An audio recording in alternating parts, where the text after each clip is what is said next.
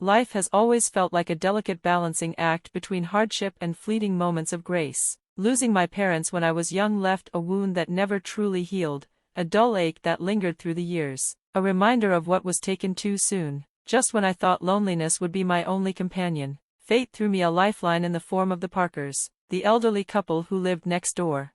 The Parkers were more than just neighbors. They were a blessing wrapped in warmth and kindness. They took me in, not out of obligation, but out of the goodness of their hearts. They made me feel like I belonged, like I was their own flesh and blood. We didn't have much in terms of material wealth, but our house was rich with love and laughter. It was a home built on patience, bedtime stories, and the comfort of knowing I was never alone. For a while, I believed that maybe life had finally granted me a reprieve, but fate, as always, had other plans. Just as I was stepping into adulthood, finding my own footing in the world, tragedy struck again. The Parkers died in a car accident, snatched away in an instant, leaving behind an eerie silence where their laughter once lived. At 18, I was once more adrift, forced to navigate life without the steady hands that had guided me through my teenage years. They had left me what they could, a modest inheritance and their home, a cozy house filled with memories, but I couldn't stay. The walls whispered too many stories, each room a museum of love and loss. So, I made the difficult decision to sell it, using the money to secure a small apartment in the city, close to the college where I had enrolled to study financial management. For a time, I felt like I had direction. My days were filled with classes, assignments, and the pursuit of knowledge. I threw myself into my studies, determined to carve out a future that was stable, secure. Numbers made sense in a way life never did. They followed patterns, obeyed rules. I liked that. After graduation, I landed a decent job, one that kept me busy from morning to evening. But the nights were a different story.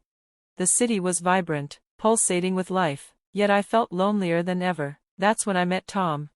It was at a friend's party, one of those gatherings where music was too loud and drinks were free-flowing. He was impossible to miss. His laugh rang out above the noise, his energy magnetic. He had a way of making people feel like they were the most interesting person in the room. I wasn't looking for anything that night, but then he bumped into me, spilling my drink all over my shirt. "Hey, watch it," I snapped, more startled than annoyed. "My bad, let me make it up to you. What were you drinking?" he asked, completely unapologetic, his grin wide and disarming. "Beer, just beer," I muttered, trying to suppress a smile. "2 beers coming right up," he declared, already heading toward the makeshift bar. That was Tom, simple, straightforward, and utterly unbothered. We ended up talking for hours, our conversation meandering from childhood memories to favorite movies. It turned out we both loved old classics and despised sushi. By the time the party wound down, I wasn't ready to say goodbye. A year later, he proposed. No grand gestures, no elaborate speeches, just the two of us curled up on the couch, watching reruns of an old sitcom. He fumbled a ring out of his pocket, his grip so tight I thought he might crush it. "Marry me," he said, as casually as if he were asking me to pass the remote. I laughed, genuinely, wholeheartedly, not because it was ridiculous, but because it was so us, so perfectly imperfect. "Yes, of course, you big goof." Marriage didn't change much, at least not at first. We still lived in my small apartment, still ordered takeout more often than we cooked, still stayed up late watching old movies. But now, the quiet moments didn't feel empty. Life felt full in a way it never had before. Then came the curveballs. Tom's parents, Mr. and Mrs. Dawson, were some of the kindest people I'd ever met. From the moment I entered their lives, they treated me like family. Their suburban home became our weekend retreat, a place filled with backyard barbecues, long conversations, and the comfort of unconditional love. "I'm so happy you're part of our family now," Mrs. Dawson would often say, squeezing my hand with a tenderness that brought a lump to my throat. "Thank you, that means more than you know," I'd reply, and I meant it. Then Tom got an incredible job opportunity, one that required him to be overseas for a year. It was an amazing step forward for his career, but the timing couldn't have been worse. Shortly after he left, Mr. Dawson's health took a sharp decline. Mrs. Dawson called me one evening, her voice thick with worry. "Grace, I hate to ask, but I could really use your help around here. He's not doing well."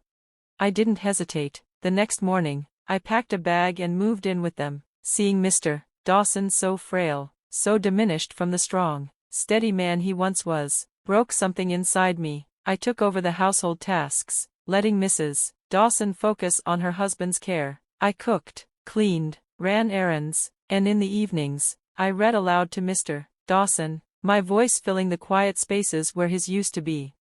On his good days, he'd whisper, "Thank you, Grace." "It's my pleasure," I'd reply, squeezing his hand, offering what little comfort I could. Then, one evening, Mrs. Dawson sat down at the kitchen table, her hands wringing together, her face drawn with exhaustion. "Grace, I don't know how to say this, but we're in trouble financially," she admitted, her voice barely above a whisper. "With Mr. Dawson unable to work, and the medical bills piling up, we're struggling." I listened, my stomach twisting. I knew what she was asking before she said it. "If you rented out your apartment, it could really help," she murmured, ashamed to even ask. I reached across the table and took her hands in mine. "Of course, Mrs. Dawson, I'll take care of it." The apartment was rented out within weeks, and every month, I sent them the money. The commute to my job in the city became grueling, the days long, the nights restless, but family sticks together, right? That's what I told myself, over and over again, even when exhaustion weighed heavy on my shoulders. "You're a godsend, Grace," Mrs. Dawson would say, her voice filled with gratitude. "It's what family does," I'd reply with a tired smile. But some nights, as I lay awake in the guest room, staring at the ceiling, listening to the distant sounds of the city far away, I couldn't help but feel the weight of the world pressing down on me. I stayed because of a promise, one I had made to Mr. Dawson as he lay on his deathbed, his frail fingers gripping mine with surprising strength. "Look after my wife," he had whispered, his breath shallow but his intent clear. "Don't let Emily overpower her." I had nodded, promising him I would do just that, but I never expected how hard it would be, or how drastically things would change in the months following his passing. Day by day, Mrs. Dawson seemed to morph into a shadow of Emily, adopting her daughter's cruel mannerisms, her sharp tongue, her cold, dismissive stare. The kind woman who had once treated me with warmth now regarded me with barely concealed contempt. "You're just sitting on your hands here, aren't you?" Mrs. Dawson snapped one evening, her voice edged with irritation as I cleared the dining table. I paused, my hands tightening around the ceramic plate in my grasp. "I'm doing my best to keep things running smoothly," I replied, careful to keep my tone even despite the sting of her words. She scoffed, shaking her head. "Your best? Could have fooled me. Seems like you're just freeloading." The words hit me harder than they should have. I knew the truth. I had rented out my apartment and transferred nearly all of that income to Mrs. Dawson, ensuring she never lacked financial support. I managed the housework, the bills, the upkeep, all while Emily did nothing but lounge in her room, spending her mother's pension as if it were an unlimited fountain of wealth. And yet, I was the freeloader. Emily, cruel as ever, found new ways to twist the knife. "Really, what does my brother even see in you?" she would sneer at me in the evenings, her voice carrying through the thin walls, ensuring I heard every venomous syllable. I bit my tongue, swallowed my anger, and reminded myself why I was there, but the house had become suffocating, a place where every step felt like treading on a minefield. And then, one evening, the ground beneath me truly gave way. I arrived home earlier than expected and paused just inside the doorway, hearing voices from the living room. Emily and Mrs. Dawson were in the middle of a hushed but heated discussion. They hadn't noticed my arrival. "We need to get her to sell that apartment of hers. Do you know how much we could use that money?" Emily's voice was laced with greed, her words slithering like a snake in the darkness. Mrs. Dawson hesitated. "Yes, but how do we convince her? Grace is no fool. She won't just hand it over." "Leave it to me, Mom," Emily said, her confidence chilling. "I'll sweet-talk her into it. Once she signs it over, we can finally live the way we deserve." For a moment, I felt as if the air had been sucked from the room. My heart pounded, fear clawing at my chest. They weren't just unkind. They weren't just cruel. They were planning to rob me of my only financial security. I backed away slowly, my breath shaky, my mind reeling. I couldn't stay, not anymore. In my room, I moved quickly, shoving the essentials into a bag with trembling hands. Every second spent in that house now felt like a countdown to disaster. I didn't bother with goodbyes. They didn't deserve them. Slipping out the back door, I ordered a taxi to the station. As I sat on the train heading to Harry's state, doubt gnawed at me. Would he understand? Would he believe me? Or would he take their side? The uncertainty was crushing, but the fear of staying had been worse.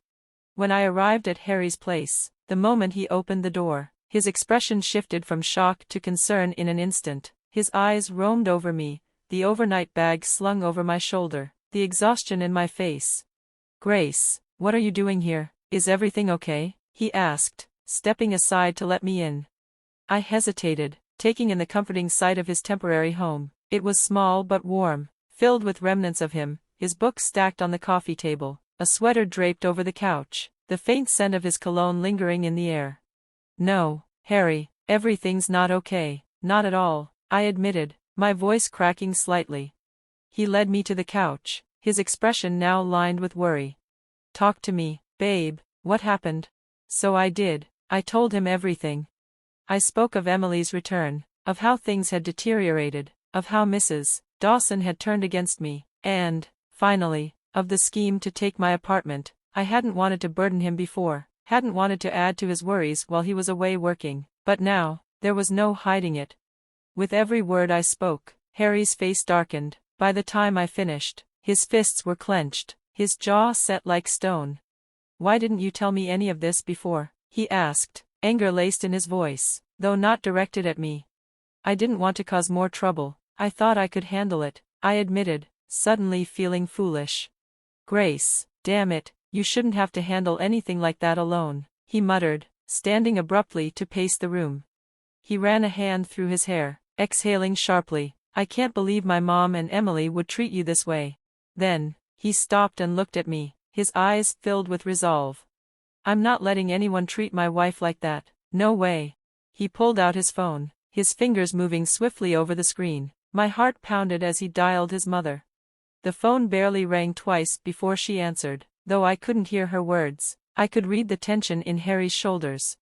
"Mom, this has to stop. I know about everything, and I won't tolerate it. If Emily doesn't leave, and if you don't start treating Grace with respect, you can forget about us helping out anymore. No more money, no more nothing." His voice was firm, unyielding. There was a brief, heated exchange before silence settled. Harry's grip tightened around the phone before he exhaled sharply. "Fine, if that's your choice, then you've made mine," he said flatly before hanging up. He turned to me, his expression softening. "Looks like it's just us now, babe, but that's all we need." I felt his arms wrap around me, anchoring me in his warmth, his presence a shield against everything I had just escaped. Leaning into him, I let out a shaky breath. "Just us," I murmured, feeling the truth in those words. We were on our own now, but somehow, that felt okay.